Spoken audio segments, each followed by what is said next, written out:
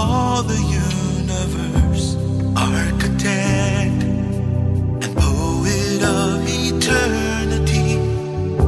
Oh, Abba Father, breath of life, creation's dawn, ever living, one who knows and loves me. You are my God, and the rock on which I stand. Oh, I have found my place in your arms of grace. Oh, you are my God. First forgiver, ever-present God with us, Lamb of love. Eu não sei se quantos brasileiros viveram a emoção que eu das Olimpíadas lá em Copenhague. Eu não sei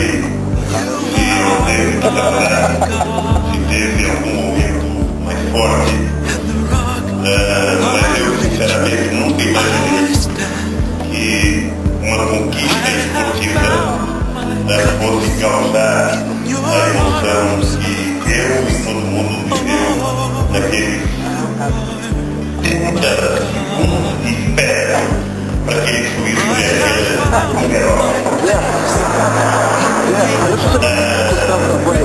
sobretudo porque eu estava preocupado, porque aqui no Brasil, quando eu saí até para ir mostrando quando cheguei em Copenhague, eu vi alguns programas de gente dizendo que o Brasil e a Brasil não existia, como a mentirinha, como que uma coisa fosse antagônica a outra. O Brasil precisa se enxergar. Agora mesmo falar nesse negócio do Irã, quando eu falei que era possível a gente ir no Irã e convenceu o presidente do Irã a politicamente concordar com a Agência Internacional de Armas Atômicas. E o pessoal disse, Lula é inocente, ele é seguido em Papai Noel. Ele vai dar a conversar. Os Estados Unidos tenta 31 anos, bastante.